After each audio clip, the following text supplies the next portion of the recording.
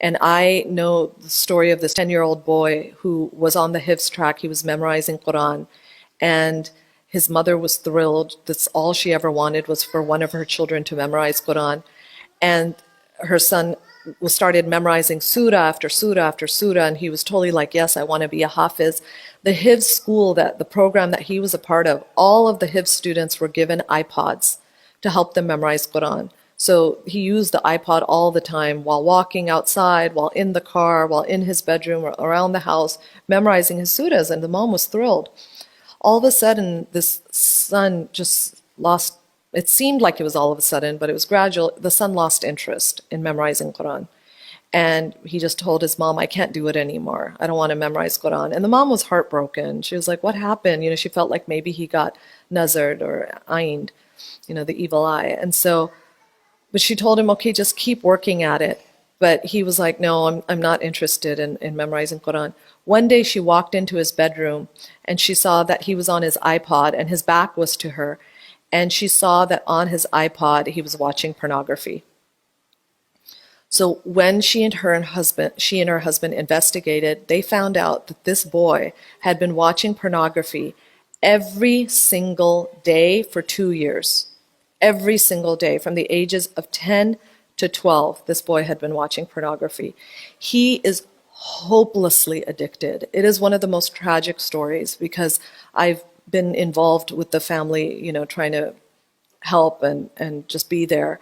And this boy is much older now, and he's still addicted. The parents were really smart. They immediately got him into therapy. They got him into and there's actually therapy, a program now for Muslims called Purify Your Gaze. So if there's anyone struggling with it, Purify Your Gaze is a program. And when she first approached them when he was 12 years old, they said, no, we only work with adults. And inshallah, your son will be fine, whatever. And so years went by, he's not fine. And all sorts of problems come about from it. This boy has been suicidal because there's so many times he's tried to quit pornography and he has not been able to, and he keeps going back to it. And so he despairs and he starts to feel like Allah can never forgive him. So they have him in therapy, but not only do they have him in therapy for his pornography addiction, but they also have him in spiritual therapy. They have him in therapy with a sheikh who's there to help him and remind him of Allah's mercy, remind him why he can't despair, remind him that Allah subhanahu wa ta'ala is using this addiction just to break you. Allah is showing you that He's the master and you're the slave, and you have to just turn to Allah completely. Just helping him that way. But the thing about pornography addiction, which people don't realize, is studies show first and foremost that most addiction happens between ages of 10 and 12. The other thing is they've actually done brain scans, actual brain scans on children who are addicted to pornography, and they have found that the hard wiring of the brain, the actual shape of the brain changes. It actually changes. There's a physical effect of pornography addiction. And they said that the high that people get from watching pornography is the same high that people get from using cocaine and heroin. So it's like being addicted to cocaine and heroin.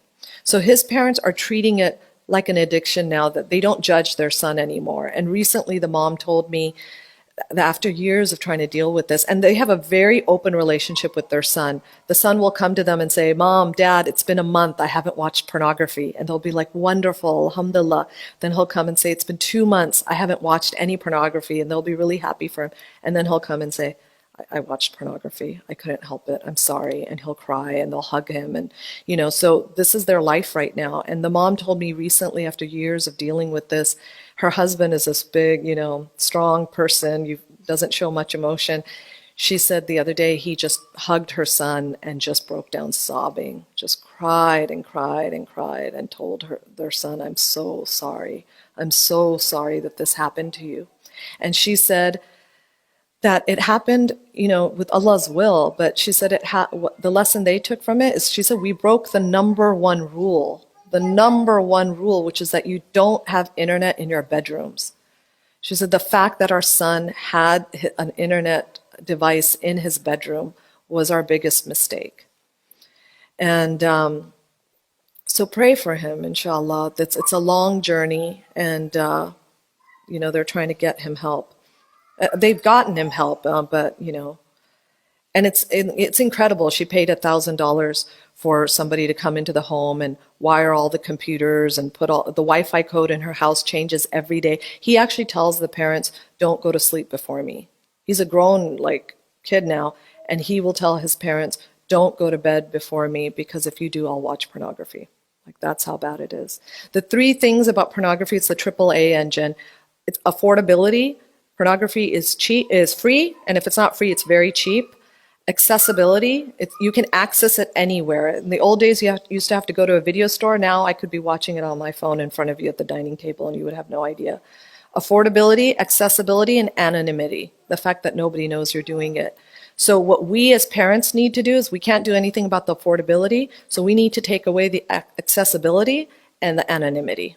Along with warning about pornography addictions, you have to also teach your kids how to do tawbah. They need to know how they can turn to Allah subhanahu wa ta'ala if they mess up, so that they don't despair.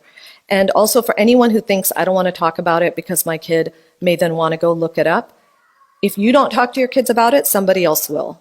I know of a kid who heard the word pornography used in a khutbah at a Jummah prayer, and nobody would tell him what it was, so he went and looked it up himself.